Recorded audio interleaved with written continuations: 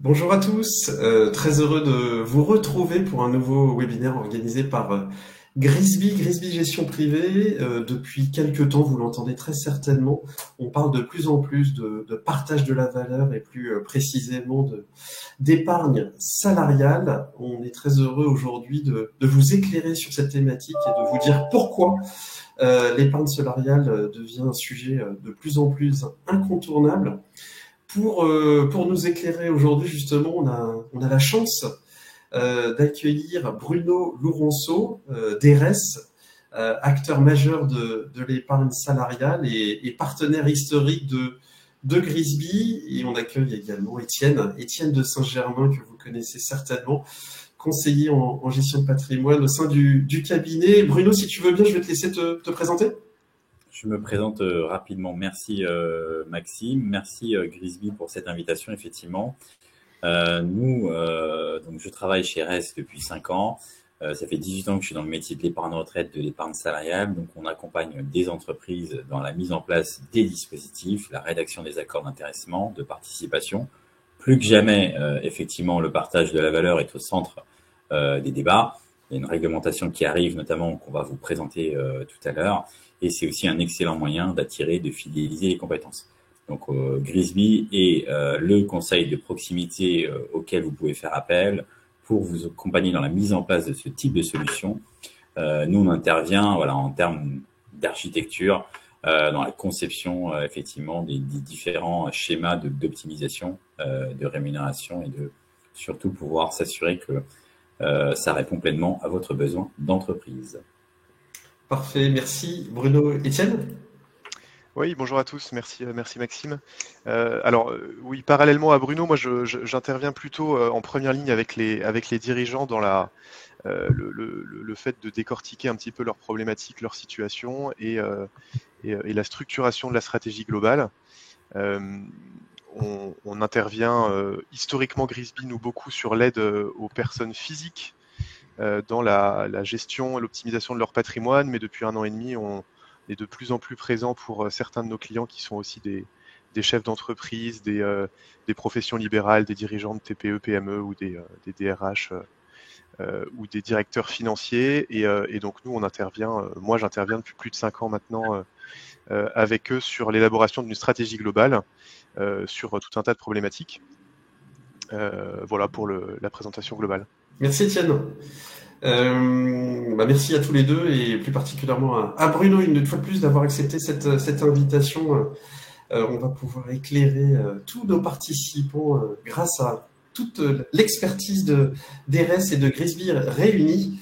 D'ailleurs, je rappelle à l'ensemble des participants que vous avez la possibilité de nous poser des questions par écrit. Donc, on s'efforcera de relayer, que je relayerai auprès de Bruno et d'Étienne. Donc, n'hésitez pas à poser vos questions. On pourra y répondre soit au cours de cette intervention, soit à la fin. N'hésitez pas, c'est effectivement l'interactivité qui fait que cet exercice est encore plus intéressant. Merci en tout cas à tous nos participants.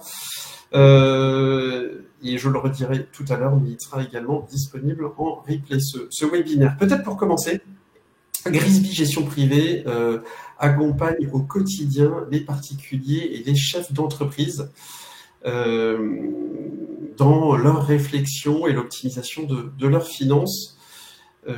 Et donc aujourd'hui, Étienne, est-ce que tu peux nous présenter l'ensemble des sujets qu'adresse Grisby dans le cadre de l'accompagnement auprès des dirigeants et chefs d'entreprise en introduction de ce webinaire qui durera, on a une première question qui durera entre 40 et 50 minutes. Merci Étienne. Oui, je t'en prie Maxime. Effectivement, comme je le disais en introduction, Grisby, là, depuis à peu près 1 an et demi, 2 ans, on a beaucoup développé notre activité de conseil auprès des dirigeants d'entreprise sur plusieurs points. Aujourd'hui, l'essentiel de notre intervention, elle va se baser sur le placement de la trésorerie d'entreprise. Il y a des vrais besoins à ce niveau-là. Alors, on a remarqué que de manière générale, les dirigeants étaient peu pas accompagnés, soit par leur interlocuteur bancaire, soit par les experts comptables, et ils avaient vraiment des besoins de conseils indépendants en parallèle. Donc on intervient beaucoup sur le conseil au niveau du placement de trésorerie. On intervient aussi beaucoup en termes d'optimisation de la rémunération du dirigeant, en fonction du statut qu'il a, en fonction du type de société et de son activité. On est amené aussi à travailler au cas par cas sur la transmission et les cessions d'entreprise, lorsque le besoin s'en fait sentir. Et puis, en dernier lieu, évidemment, et c'est le sujet d'aujourd'hui, on intervient beaucoup sur la mise en place d'une stratégie d'épargne salariale dans une société. Voilà, qui peut être complexe ou extrêmement simple, mais encore une fois, il y a un vrai besoin d'accompagnement dessus, et on intervient assez régulièrement avec nos clients sur cette thématique. Alors, simplement pour dégrossir un peu le sujet, mais Bruno ira beaucoup plus en détail que moi là-dessus, je voulais rappeler rapidement qu'est-ce qu'on entendait par épargne salariale et mise en place d'une stratégie d'épargne salariale. Je pense qu'il y a beaucoup de gens qui connaissent finalement un petit peu ce dispositif, puisque historiquement, quand on est salarié d'une société, on est souvent détenteur d'un plan d'épargne entreprise ou d'un plan d'épargne retraite historiquement PERCO. Aujourd'hui, tout est rassemblé au sein d'un seul dispositif, mais il y a plusieurs terminologies. Ce qu'il faut retenir aujourd'hui, effectivement, c'est que grosso modo, on va avoir un petit peu deux grands plans d'épargne qui sont mis en place par l'employeur pour les salariés. Un plan d'épargne entreprise qui est plutôt débloquable rapidement tous les 5 ans, et un plan d'épargne retraite qui a une vocation à durer sur une durée plus longue. Et ces plans d'épargne peuvent être alimentés soit par l'employeur, soit par les salariés.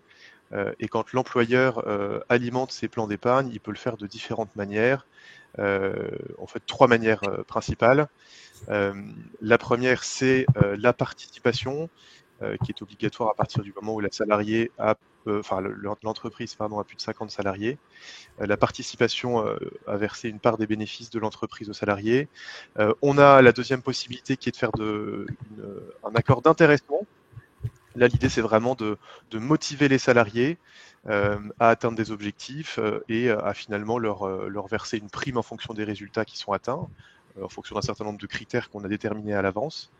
Et puis la troisième option, qui est cumulable évidemment avec les autres, c'est de faire la mise en place d'un abondement. Là, c'est qu'on incite finalement les salariés à verser sur le plan, et en parallèle, l'employeur abonde un certain montant du versement du salarié sur les plans d'épargne. Voilà globalement comment ça fonctionne. Après, évidemment, toute situation est extrêmement différente. Il y a pas mal de complexité. C'est important d'être bien accompagné pour dégrossir le sujet, et c'est là qu'on intervient main dans la main avec RS depuis de nombreuses années maintenant. Et RS va vraiment nous aider sur l'architecture du plan global, et notamment quand le sujet s'avère beaucoup plus complexe. Parfait, merci Étienne pour cette présentation de l'épargne salariale. Bruno, on le dit, on l'entend, l'épargne salariale et va devenir de plus en plus incontournable. Est-ce que tu peux nous expliquer pourquoi, s'il te plaît? Écoute, avec grand plaisir. Donc, on va voir ensemble, premièrement, pourquoi s'intéresser effectivement à l'épargne salariale. On sait qu'il y a des obligations, notamment sur les grandes entreprises, mais est-ce qu'il est intéressant de le faire aussi dans des entreprises de plus petite taille? On va répondre notamment à cette question. Des évolutions réglementaires qui sont à venir, avec notamment l'accord national interprofessionnel. Donc, on va revenir un peu sur le déroulé réglementaire et sur ce qui devrait arriver dès le 1er janvier 2024, donc autant dire demain.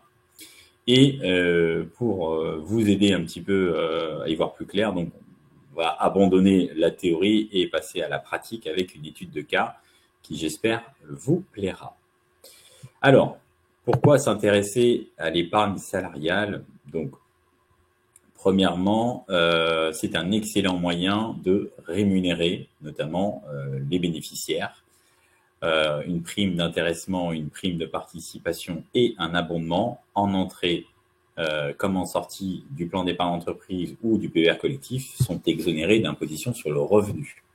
Donc, on est vraiment sur un mécanisme très vertueux d'outils d'optimisation de la rémunération. Donc, ça permet bien sûr d'attirer, de fidéliser les collaborateurs, de donner plus finalement à ses salariés avec un budget équivalent versus une prime. Donc, on va revenir tout à l'heure dans le détail.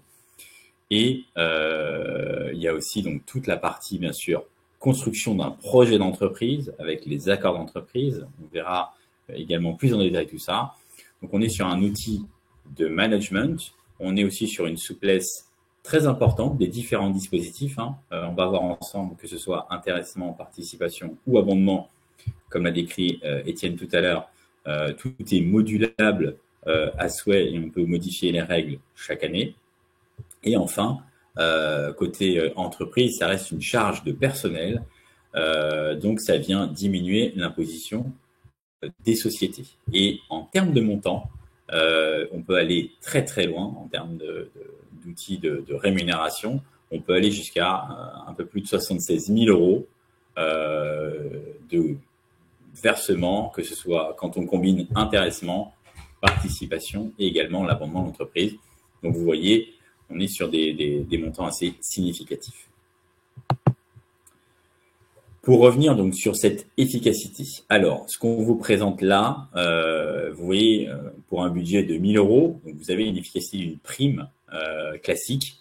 Donc pour un salarié qui a une imposition, un taux marginal d'imposition de 30%, donc pour un célibataire, c'est quelqu'un qui va gagner un peu plus de 30 000 euros de rémunération, on est sur une efficacité de 39%.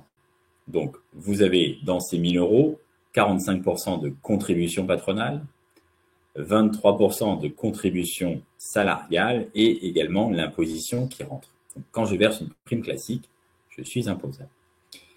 Aujourd'hui, les sociétés de moins de 50 salariés, c'est là où on a, j'ai envie de dire, un levier supplémentaire. Le forfait social a été supprimé depuis la loi Pacte, donc depuis octobre 2019, sur l'ensemble des flux d'épargne salariale pour une société de moins de 50 salariés, donc que ce soit à l'intéressement, que ce soit à la participation ou que ce soit à l'abondement, l'entreprise ne va pas payer de contribution patronale additionnelle. Donc, il reste uniquement en termes de frottement la CSG CRDS à 9,7%. Donc, on est sur une efficacité de 90%. Donc, budget entreprise de 1 000 euros d'abondement ou d'intéressement, donc il va rester 903 en termes de capacité d'épargne pour le bénéficiaire, pour le salarié, s'il décide d'investir les sommes donc sur son plan d'épargne entreprise. On le rappelle également, moins de 50 salariés, le mandataire social est également éligible au dispositif d'épargne salariale. Il faut bien sûr avoir un salarié dans l'entreprise pour pouvoir le faire. Petite question, Bruno, enfin même plusieurs questions concernant le frottement que tu évoquais avec les prélèvements sociaux. Est-ce que le taux de prélèvement, on a l'impression que c'est le cas, est-ce que tu peux nous le confirmer? Le taux de prélèvement est identique, quelles que soient les modalités de versement, intéressement, participation, abondement? Tout à fait. Voilà, on est à 9,7. C'est la CSG CRDS auquel, j'ai envie de dire, tout élément de revenu est soumis à CSG CRDS, donc l'épargne salariale en fait partie.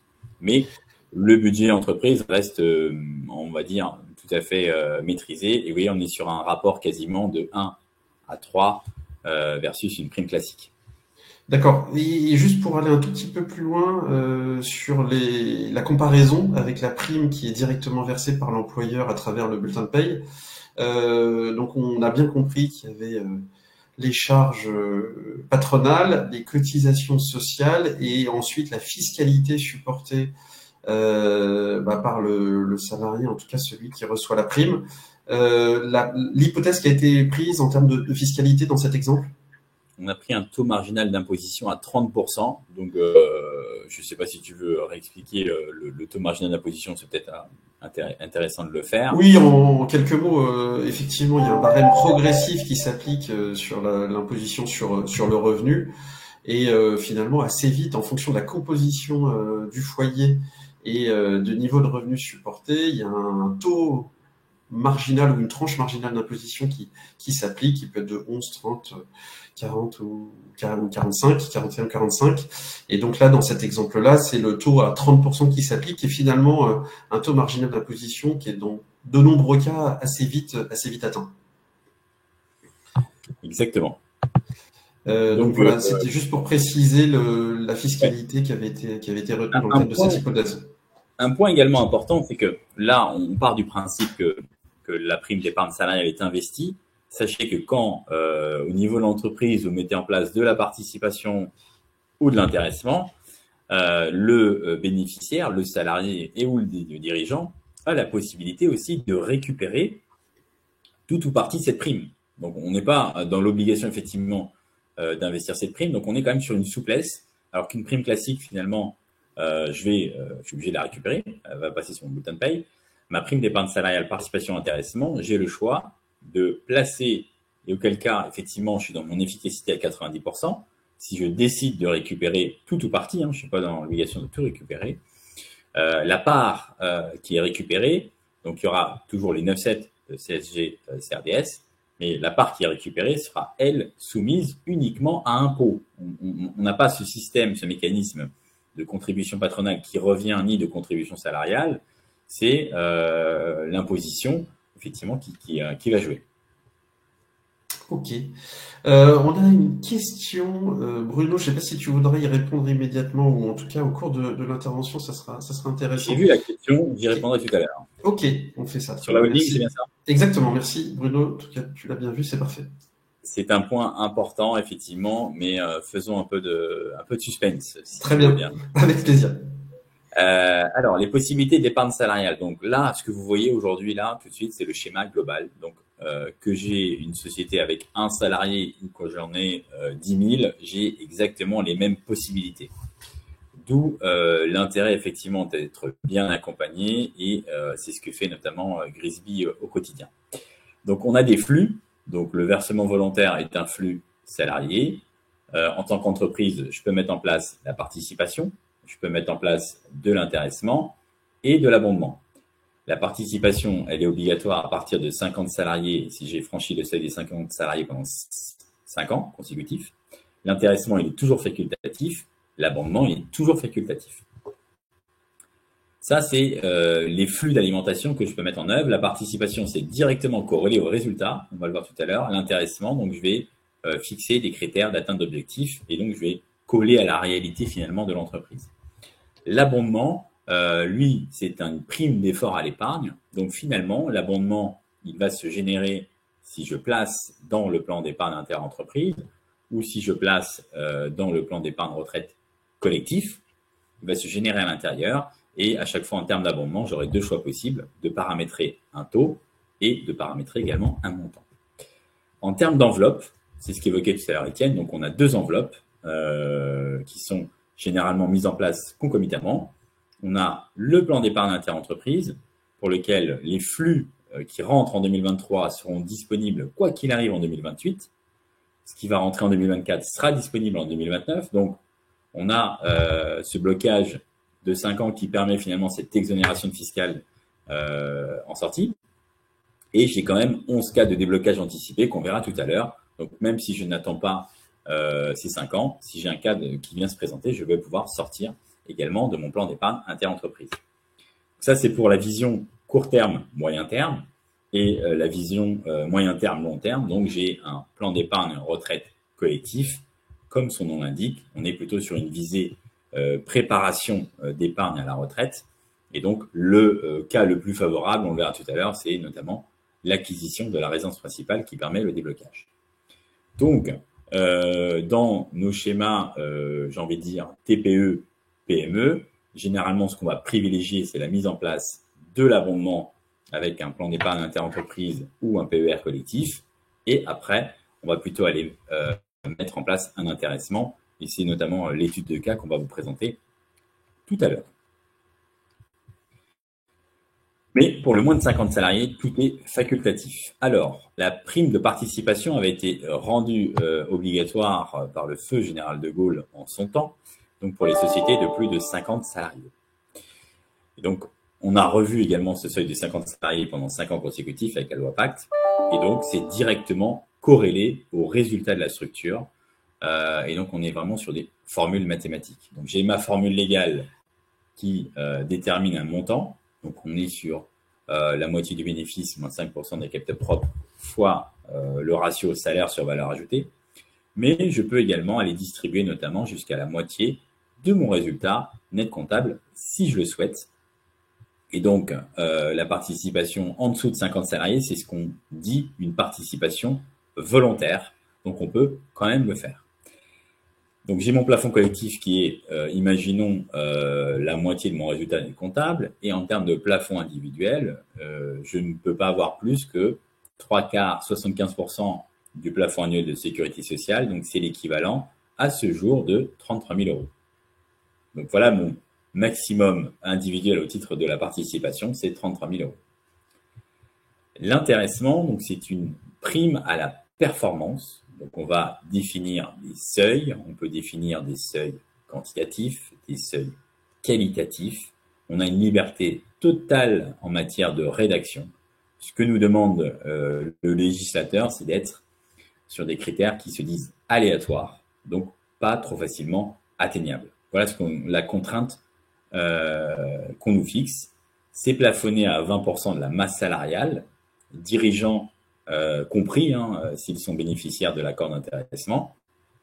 On s'assurera de notre côté qu'ils soient bien intégrés.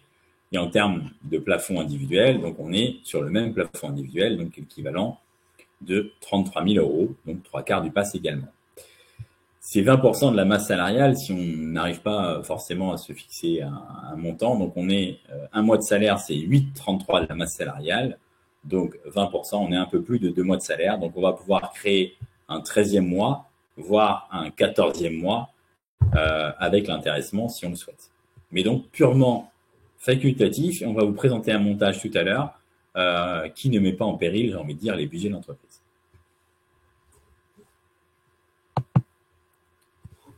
Et donc, pour revenir sur ces montants, effectivement, donc, quand je mets en place de l'abondement sur le plan d'épargne d'entreprise, j'ai 2 paramètres possibles.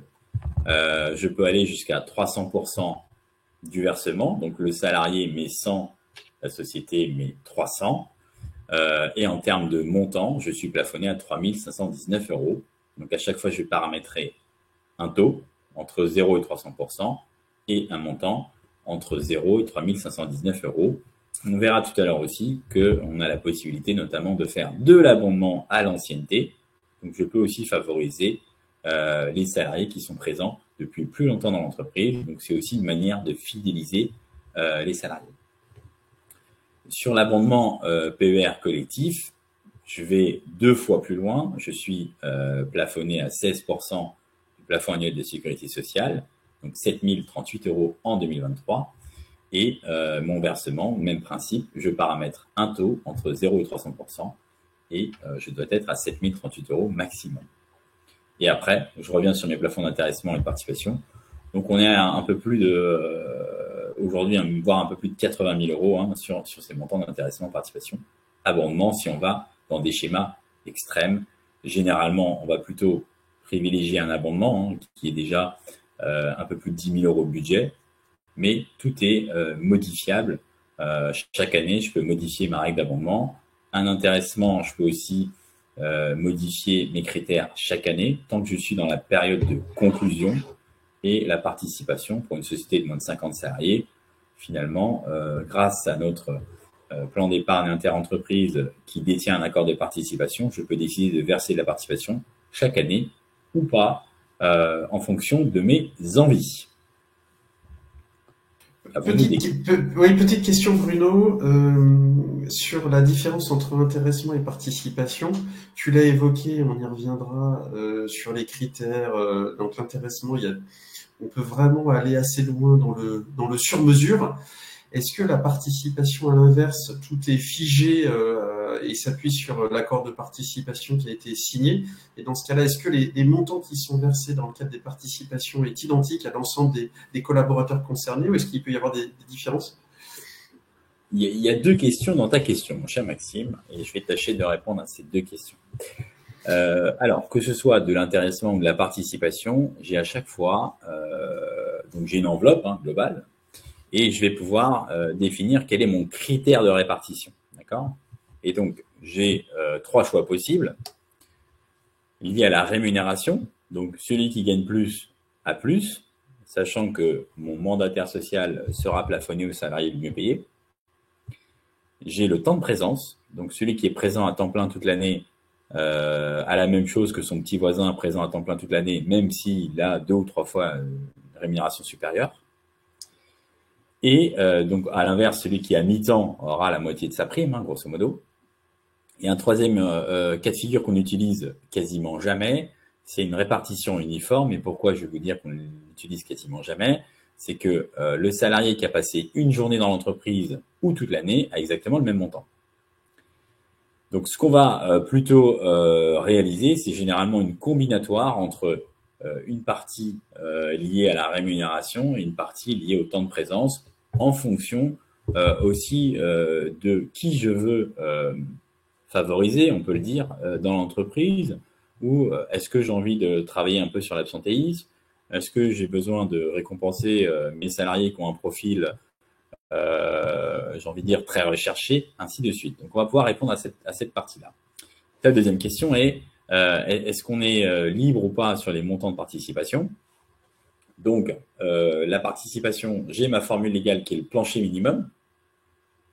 Et derrière, après, j'ai 4 plafonds prévus par la réglementation. Je vais en donner que 2, si vous me permettez. Moitié du résultat net comptable et 100% du résultat net comptable, moins 5% du capital propre. Donc, tant que je verse un minimum, derrière, je peux faire un supplément, comme on appelle ça, et je peux très bien, si mon maximum, si la moitié de mon résultat net comptable est à 100 000 euros et que j'ai versé 10 000 euros de participation, je peux potentiellement verser jusqu'à 90 000 euros, mais je peux très bien décider d'un montant tout à fait arbitraire. Je verse 10 000 euros de plus, 20 000 euros de plus, 30 000 euros de plus. Donc, à chaque fois, on va utiliser ces mécanismes-là, et ça, on va utiliser chaque année pour justement vous offrir une souplesse dans les montages. Très bien, merci Bruno. Oui, tout à fait. Et après, le versement de la participation, là, tu parlais du calcul de la participation globale, et après la distribution de cette participation à l'ensemble des collaborateurs concernés. Ce que j'évoquais, effectivement, après, on va pouvoir répartir en fonction de la rémunération. Oui, c'est ça, les critères. Okay. Tous les deux. Très bien. Et en matière de déblocage, on a un dispositif court terme, moyen terme qui est juste exceptionnel. On a 11 cas de déblocage anticipé. Je verse aujourd'hui ma prime d'intéressement. Je me marie après-demain. Je vais pouvoir demander, je vais bénéficier de mon avantage fiscal en entrée, exonération, et j'ai envie de dire dans une semaine, je demande mon déblocage. Donc on est sur des critères très nombreux, et pour des jeunes entre 20 et 30 ans, on est sur un déblocage qui va s'opérer tous les 2 ans généralement. Donc on va aussi pouvoir attirer ces jeunes talents qu'on a envie d'attirer au sein de l'entreprise. Le PER collectif, on a l'acquisition de la résidence principale qui permet de débloquer les versements personnels, déductibles ou non, et également tout ce qui est participation, intéressement et abondement. Là, on est sur le compartiment numéro 2. Donc, le fait de bénéficier d'un de ces 4 déblocages ne remet pas en cause l'avantage fiscal que j'ai eu en entrée. C'est juste qu'à la date de l'événement, on va regarder l'épargne qu'il y avait sur le compte et on va pouvoir demander effectivement ce déblocage. Une question sur le cas de déblocage anticipé, si tu veux y revenir, concernant le plan d'épargne retraite. Donc on a bien compris que sur l'ensemble des cas, ils sont nombreux pour le plan d'épargne entreprise ou interentreprise. Il n'y a pas de sujet d'impact en termes de fiscalité. Est-ce que c'est la même chose pour le plan d'épargne retraite, notamment quand il y a un versement déductible qui a été opéré sur le PER? Est-ce que tu peux juste nous apporter cette précision? Alors, l'acquisition de la résidence principale, c'est un cas qu'on va pouvoir demander effectivement au moment de la signature de la promesse de vente ou au moment de l'acte définitif. Pour l'achat de la résidence principale, il faut qu'il y ait un apport dans le plan de financement. Pourquoi? Parce que ce déblocage est lié à l'apport qu'il y a dans le plan de financement. Donc, une fois qu'on a ça, on peut effectivement demander le déblocage, que ce soit des versements déductibles ou le déblocage de la prime d'intéressement et de participation et l'abondement, le versement déductible, lui, sera fiscalisé parce qu'il a bénéficié d'un avantage en entrée, alors que l'abondement, participation et intéressement, lui, sera en exonération de fiscalité en sortie. C'est pour ça que c'est très vertueux, ces mécanismes d'épargne salariale. Les autres cas de déblocage anticipé, donc je vais répondre à ta question, eux sont en exonération de fiscalité. Ok, très clair. Merci Bruno. Je vous en prie. Alors, évolution réglementaire à venir. Donc là, on est pleinement dans le sujet de l'accord national interprofessionnel. On s'est rendu compte, il y a fort longtemps, qu'on est un peu sur le principe de la loi de Pareto. Ça veut dire que les petites structures ont un taux d'équipement proche de 20%.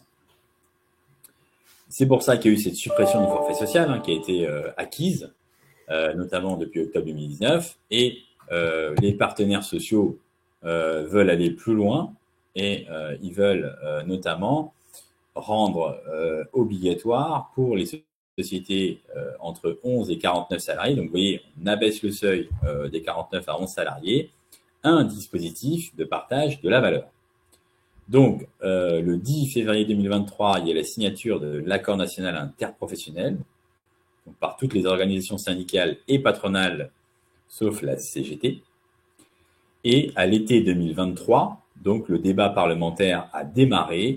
Ce qu'il faut retenir notamment, c'est que la promesse du gouvernement, c'est de retranscrire fidèlement les dispositions de l'accord national interprofessionnel en réglementation. Quelles sont les entreprises concernées? Donc, entreprises de plus de 11 salariés qui ne sont pas équipées d'un dispositif de partage de la valeur. Et qu'est-ce qu'on entend par dispositif de partage de la valeur? C'est participation, intéressement, abondement ou prime partage de la valeur. Donc, j'ai envie de dire ce qui a pris le relais de la prime Macron. Si le bénéfice fiscal, net fiscal, est supérieur de 1% du CA pendant 3 ans consécutifs, donc il y a cette obligation qui va naître, et elle va naître à compter du 1er janvier 2024. Donc, au démarrage de la loi Pacte, on était sur une échéance 2025. Au cours de l'été, donc il y a un amendement qui a rendu cette disposition applicable dès le 1er janvier 2024. Actuellement, ça suit j'ai envie de dire, les navettes parlementaires. C'est au Sénat et ça doit avancer notamment la semaine prochaine. Mais on est sur cette deadline du 1er janvier 2024. Donc ça va être obligatoire. L'avantage de la participation, intéressement et l'abondement, c'est notamment que le dirigeant est éligible à l'ensemble des dispositifs. C'est plutôt une très bonne chose. Et autre nouveauté, c'est que la prime partage de la valeur va pouvoir être intégrée dans le plan d'épargne interentreprise et dans le PER collectif et générer de l'abondement également. Donc c'est aussi une nouvelle disposition qui va arriver. Il y a une autre obligation de négocier en cas de bénéfice exceptionnel. Il y a aussi cette obligation qui arrive, entreprise de plus de 50 salariés avec au moins un délégué syndical. Donc, supplément d'intéressement ou de participation qui va être à négocier ou un dispositif d'intéressement ou un abondement. Pour résumer en deux mots, Bruno, effectivement, toutes les entreprises aujourd'hui composées de plus de 11 salariés qui ont réalisé un bénéfice au cours des exercices 2020, 2021, 2022 supérieur à 1% du CA, parce que 2023, on ne le saura pas, auront l'obligation, sous réserve du vote à l'Assemblée nationale, auront l'obligation de mettre en place ce dispositif dès le 1er janvier prochain. On va regarder 23, 22, 21, mais effectivement, ça va être ça. Ouais, mais 23, oui, mais 23, on aura l'information que tardivement, en fait. Ah oui, donc en tout cas, c'est sur 21, 22, 23. Ouais. Okay. Et après, mais chaque année, donc on va regarder à chaque fois 3 ans dans le rétroviseur. Oui, ok. Donc, d'où l'intérêt, effectivement, de s'approprier ces dispositifs, d'où l'intérêt d'évaluer avantages, inconvénients de chacune de ces solutions.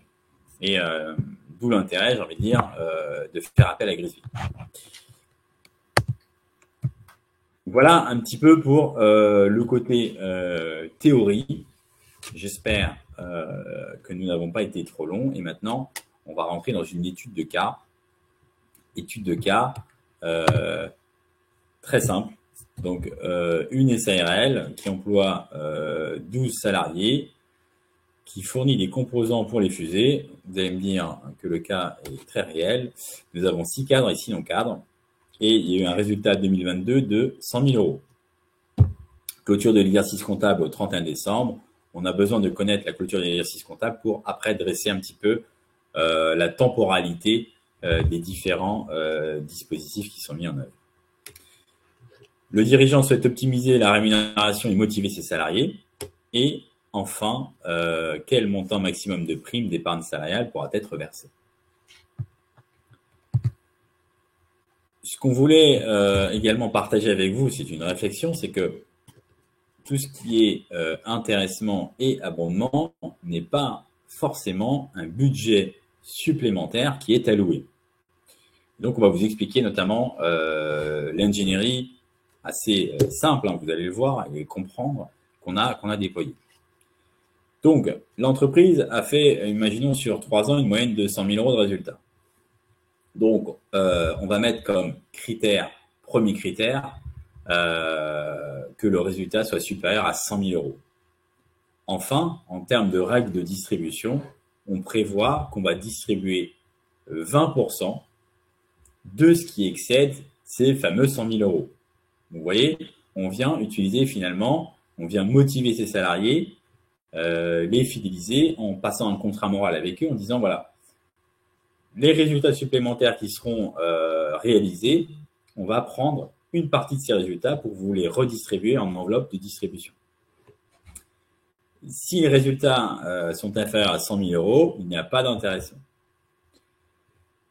On va privilégier aussi de coupler l'abondement au flux d'intéressement. Donc, ça veut dire que l'intéressement qui serait versé dans le plan d'épargne entreprise, il y aurait une prime d'effort à l'épargne, donc il y aurait un abondement qui serait généré par l'entreprise. L'avantage de coupler ces deux solutions, c'est que l'abondement, il est versé uniquement aux salariés présents au moment du versement de l'intéressement. Donc, ça veut dire qu'un salarié qui était présent du 1er janvier au 31 décembre a une prime d'intéressement complète.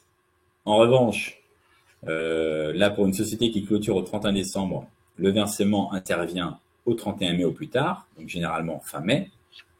Donc, si mon salarié qui est parti au 31 décembre investit sa prime sur le plan d'épargne, en revanche, il n'a pas cet abondement qui vient se déclencher. Donc, on vient aussi finalement récompenser ces salariés qui sont présents plus longtemps. Donc, vous voyez, on n'a pas toujours intérêt à mettre 100% du budget sur un intéressement, mais à plutôt flécher un 60% budget intéressement et un 40% budget abondement. Donc ça, c'est une stratégie, bien sûr, qu'on vient définir avec vous. Et donc, notre cas concret, les résultats atteints ont été de 150 000 euros. Donc, on fait la différence entre 150 000 et 100 000 euros, qui était le seuil minimum. Et on a évoqué qu'on allait prendre 20% de cet excédent. Et donc là, pour notre cas présent, on va distribuer une prime d'enveloppe globale de 10 000 euros. Et enfin, aussi, si on souhaite fidéliser un peu plus les salariés, on mettra une règle d'abondement à 300%. Donc ça veut dire que on va mettre 3 fois le montant investi par le salarié, mais on va différencier le salarié qui a été présent depuis moins d'1 an au moment du versement, moins de 3 ans, moins de 5 ans et plus de 5 ans. Et là, vous voyez, on a un outil qui vient récompenser premièrement l'atteinte d'objectifs avec l'intéressement, et on va aussi récompenser, j'ai envie de dire, la fidélité du salarié. Et le montant, il est plafonné à 250 euros pour celui qui a moins d'1 an, 500 euros moins de 3 ans, moins de 5 ans, 750, et 1500 pour celui qui a 5 ans et plus. Donc, pas d'intéressement, pas d'abondement. Voilà le raisonnement qu'il faut entendre et comprendre. Donc, mes résultats n'ont pas été bons, je ne déclenche pas d'intéressement, et vu que j'ai mis uniquement un flux d'abondement sur ce qui arrive de l'intéressement, donc pas d'intéressement, pas d'abondement. Est-ce qu'il y a un intérêt, Bruno, à mettre en place un plan d'intéressement sans abondement? Enfin, basé 100% sur l'intéressement, là, d'après ce que tu viens de présenter. On peut le faire, mais j'ai envie de dire, enfin, le salarié qui part en cours de la période aura potentiellement le même montant que celui qui est encore présent au moment du versement. C'est juste ça qu'on évoque, entre guillemets. Mais Oui. pourquoi pas. L'ensemble de ces dispositifs sont paramétrables. Ma règle d'abondement, je peux la changer chaque année. C'est là où aussi on peut très bien dire à ses salariés, voilà, cette année on va démarrer sur cette formule-là, la trésorerie est là, les résultats sont bien présents, et demain on évoluera potentiellement à la hausse ou potentiellement à la baisse. C'est là-dessus qu'il faut avoir, j'ai envie de dire, un discours de vérité, et c'est l'avantage aussi de cet intéressement qu'on vient combiner avec l'abondement, c'est que c'est un contrat moral avec les salariés. On a fait une bonne année, on vient distribuer une partie. L'année est moins bonne, malheureusement, le seuil de déclenchement n'est pas réalisé, quoi. Et l'intéressement, maintenant, on peut le faire sur 1 an, 2 ans, 3 ans, 4 ans, 5 ans, et on peut le renouveler autant de fois qu'on veut. Donc, en termes de temporalité, donc on met en place les enveloppes, on met en place l'intéressement avant le 30 juin, car j'ai une clôture d'exercice au 31 décembre. Et après, donc en 2025 et en 2026, donc seront, si les résultats ont été atteints, donc il y aura les versements qui seront passés. Très clair. Merci Bruno pour ce cas. Rapidement, présentation des RES, mais Oui. je pense que je vais activer. On est 110 en France, donc spécialisés en partage de la valeur. J'ai envie de dire une équipe de passionnés, épargne salariale, accord d'entreprise. On fait aussi de l'actionnariat salarié et de la retraite individuelle et collective avec Grisby notamment. On a un peu plus de 6,3 milliards d'actifs sous gestion et 28 000 entreprises clientes. Et voici quelques références que certainement certains reconnaîtront. Voilà, mon cher Maxime, est-ce que nous avons des questions? Oui, déjà merci Bruno pour tout cet éclairage fort intéressant. Effectivement, on a eu plusieurs questions, notamment en lien avec les différences qu'il pourrait y avoir sur le traitement, éventuellement, entre une société holding et une société d'exploitation. Est-ce que tu peux nous en dire un mot, cher Bruno? Bien sûr, nous sommes là pour ça. Alors, dans les structures holding, effectivement, il y a des schémas qu'on va favoriser et préconiser. C'est plutôt de l'abondement et de la participation. Si je veux faire de l'intéressement dans une structure holding animatrice, notamment, il faut que j'ai équipé 2/3 de mes effectifs des sociétés filles d'un accord d'intéressement. Donc, il y a un prérequis qui est 2/3 des effectifs qui soient équipés en dessous. Donc ça, après, c'est des choses qu'Étienne manipule au quotidien. Donc, il pourra vous aider dans ce montage-là. Oui, donc effectivement, faut vraiment faire le point avec son conseiller pour déterminer le schéma le plus adapté en fonction des besoins de chacun. En tout cas, on peut faire des choses bien évidemment. Bien différent. Je suis pas obligé. Imaginons, je fais un accord d'intéressement qui distribue un certain montant dans la société d'exploitation. Je peux faire un accord de participation sans aucune contrainte dans ma holding et un accord d'intéressement qui soit totalement différent aussi. Oui, très bien. Très bien, très bien. Étienne, peut-être un éclairage sur justement comment on accompagne nos clients qui se posent des questions, qui souhaitent mettre en place des dispositifs d'épargne salariale. Est-ce que tu peux nous dire effectivement comment on accompagne nos clients sur cette thématique, sachant que chacun des conseillers de Grisby est là pour vous accompagner si vous le souhaitez, si vous avez ce type de questions. Oui, bien sûr. En fait, effectivement, comme vous l'avez vu dans la présentation de Bruno, l'épargne salariale au sens large peut permettre de répondre à des objectifs extrêmement variés et donc à beaucoup de situations différentes. Mais il n'y a pas une seule bonne solution, il faut vraiment décortiquer tout ça ensemble. Donc dans la plupart des cas, effectivement, nous on vous invite à vous rapprocher de votre conseiller habituel ou alors de nous contacter directement chez Grisby. On se fera un plaisir de vous accompagner sur la stratégie. L'idée, c'est qu'on essaye de voir avec vous un petit peu quelle est votre situation aujourd'hui, quels sont les objectifs que vous voulez prioriser. Est-ce que c'est vraiment une optimisation de votre rémunération en tant que dirigeant? Est-ce que c'est fidéliser vos salariés? Est-ce que c'est leur permettre d'accéder à un dispositif d'épargne de qualité? Enfin, voilà, il y a encore une fois tout un tas de situations qui est extrêmement variées. qu'on soit dans une holding ou une société d'exploitation, bien entendu. Il n'y a pas de mauvaise situation et vraiment l'épargne salariale est accessible à tous. Donc nous, on est vraiment là pour décortiquer et construire la stratégie avec vous. En cas de besoin, évidemment, sur des cas plus complexes, on s'appuie beaucoup avec RS sur la construction de la stratégie. On a eu l'occasion de travailler plusieurs fois avec Bruno sur ça. Simplement, voilà, pour rappeler, dans un premier temps, la mise en place d'un dispositif d'épargne salariale, il ne faut pas se dire que ça va vous prendre énormément de temps, que ça va être très complexe. Tout est digital, tout est très facile à mettre en place. Ce qu'on fait dans la plupart des cas, c'est que on commence par la base, c'est-à-dire une règle d'abondement très simple. Il y a beaucoup de dirigeants qui utilisent ça pour compléter leurs revenus et se constituer une retraite. Ce qu'il faut retenir aussi, c'est que le véhicule d'épargne salariale sur lequel on peut abonder, sur lequel on peut verser la participation de l'intéressement, vous offre la possibilité d'investir dans de très nombreux fonds d'investissement de qualité. Et là aussi, on est là pour vous aider. Et je pense que l'offre d'RS se démarque beaucoup de ce qui se fait au niveau de l'épargne salariale globale, dans lesquels on est plutôt cantonné à 2 ou 3 profils. Là, on est vraiment dans un véhicule d'épargne de qualité.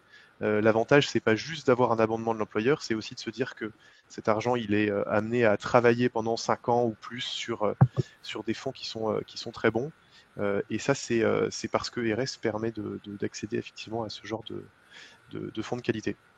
Voilà, donc pour résumer, n'hésitez pas, soit dans un premier temps, si vous voulez des renseignements globaux, on a un site internet qui est très bien fait avec beaucoup de contenu sur l'épargne salariale, mais sur tout ce qui va concerner l'accompagnement qu'on peut vous proposer en tant que dirigeant d'entreprise.